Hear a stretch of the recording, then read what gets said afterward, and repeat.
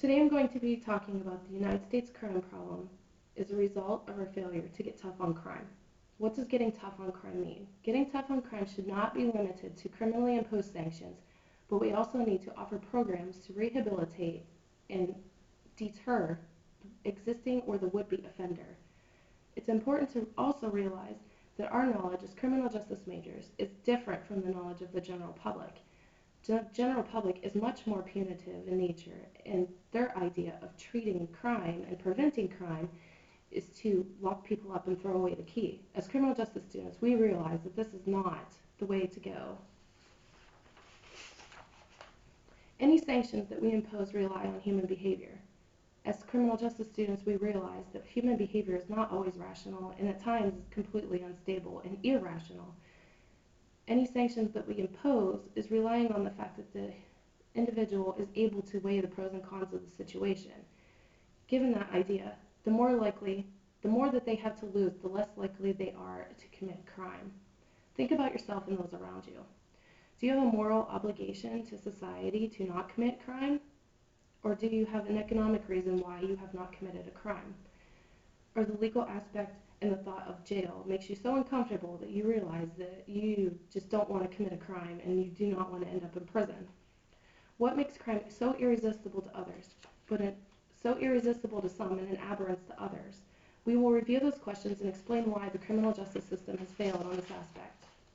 We need to address the triple failures of the criminal justice system. The first one is to institute policies that are likely to reduce crime.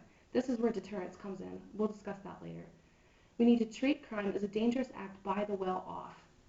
The idea of this is that the media perception has made society feel like all crimes are committed by the poor people, and the poor people are the ones that are threatening us, while those who are well-off are getting away with crime. And the third one is to eliminate bias against poor in the treatment of those labeled as criminals. This goes with the second one. When you feel that you are threatened by somebody, or you feel that something is going to be done to you, you often put that person in a category, you don't socialize with them, and you might label them, and they have to carry the stigma of being a criminal.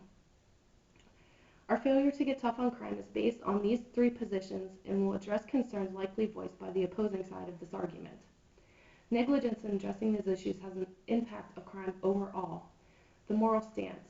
Why do most people obey rules without needing convincing, and others ignore this unwritten social contract to not cause harm and disrupt the status quo? This is where the idea of deterrence comes into play. The deterrence theory is proposed by philosophers Cesar Beccaria and Jeremy Bentham, and is offered as an explanation for crime and also as a method to reduce it. Crime is an attack on society and a violation of the unwritten contract that the majority of us adhere to. Society is a victim in crime and not just an innocent bystander. Bentham and Beccaria suggest that the logical deterrence model exists in our everyday life, even if we do not realize it.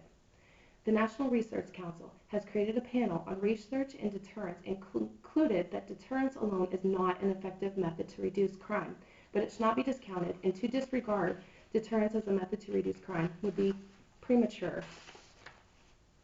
This goes along with the theory of operant conditioning. Psychologist B.F. Skinner introduced a new theory called operant conditioning to suggest that behavior can be potentially modified through a rewards and punishment system.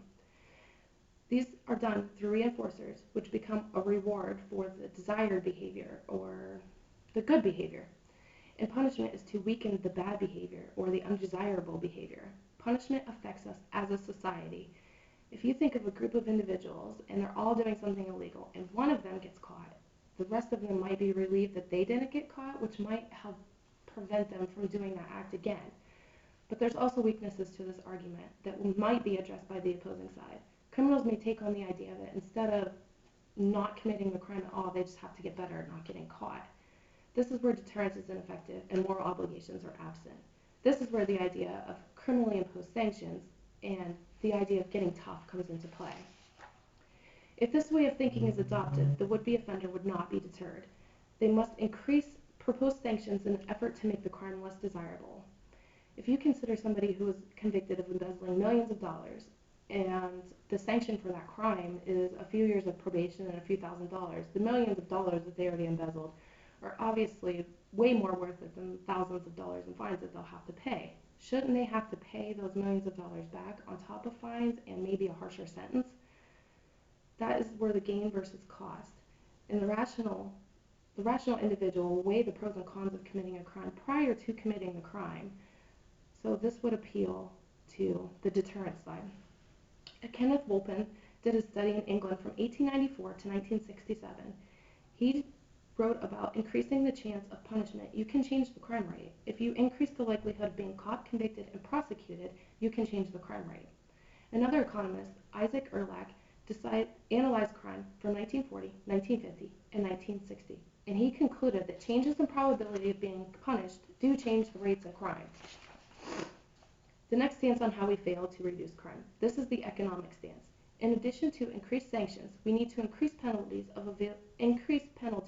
and available programs. The economic standpoint, the unemployment, dismal housing market, and the financial crisis of the United States in general affect crime rates negatively. A study done by Stephen Raphael and Rudolph Winter Edmer suggests that a decrease in income and potential earnings with involuntary unemployment increases have the increase the likelihood of the relative return to illegal activity. The study also suggests that those who are affected by unemployment rates are already the ones that are working low-wage, unsatisfactory jobs to begin with. Crime is driven by necessity rather than choice in this example. Crime does pay, and it pays well. If you can make hundreds of dollars a week selling stolen property or dealing low-level street drugs, why would you go and work at Burger King for $7.25 an hour? This brings me to my point that we need to focus on creating jobs and other programs that will lift individuals out of poverty and offer them hope for their future rather than hopeless desperation. This idea has been popular since the 1980s. A study done by Ronald Clark that was published in the British Journal of Crime examined causal factors believed to contribute to crime and delinquency. To offer financial security through legitimate and legal means and promote programs and resources that are attainable and affordable that include job training skills, life skills, educational opportunities, and increased opportunities for advancement within their employment. Preventing crime is like a speed bump in the road. If you prevent the individual from committing the crime, yet the circumstances still persist, they might commit a more heinous crime down the road. A study done by Philip Cook in 1959, where he studied 325 men that were released from prison and given satisfactory jobs, not a meaningless, low-wage job, but a satisfactory job, found to be less likely to have their parole revoked for new offenses. Personal attributes such as race, intelligence, marital status, education, prior occupation, and military service were also considered. And lastly, the legal aspect of crime. If deterrence in creating appealing and legitimate opportunities for the offenders is unsuccessful, we need to increase criminally imposed sanctions. Criminal behavior is a rational choice. Current penalties are deemed ineffective. We need to increase these penalties to make crime more undesirable. Emile Durkheim, the sociologist, said that society needs crime in order to maintain status quo and function properly. If we eliminate all crime in society, we will find a different behavior to criminalize. He asked us to imagine a world of saints where there is no crime, and he said that individuals begin to pick apart different aspects of that world and find a way to criminalize it and treat it the way that we treat crimes today. No matter what, we need crime to function. Gresham Sykes and David Matza introduced the theory of neutralization, that we need something and someone to compare ourselves to in order to make peace with ourselves and in order to feel like we are doing good. We've all committed crime at one point or another, but we are able to rationalize that by saying it could have been worse or it's not as bad as what that person did. Society needs to be careful of what we accept. If we agree that a behavior is a great insult to us as a society, we criminalize it. Down the road, we think that maybe it's not so bad. Is this due to desensitization of behaviors once considered taboo and or unacceptable? The view of the opposing side is that the wealthy put more emphasis on crimes committed by poor individuals while they get away with committing crimes themselves. We cannot pick and choose the crimes that we penalize. We cannot pick and choose and be subjective in a case-by-case basis. A crime is a crime no matter who is committing it. We have to remember to remain objective, and no matter who the offender is, big or small. In conclusion, we must remember that getting tough on crime is not just limited to criminal sanctions, but to implement effective policies all the way around. Think of it as getting serious rather than getting tough.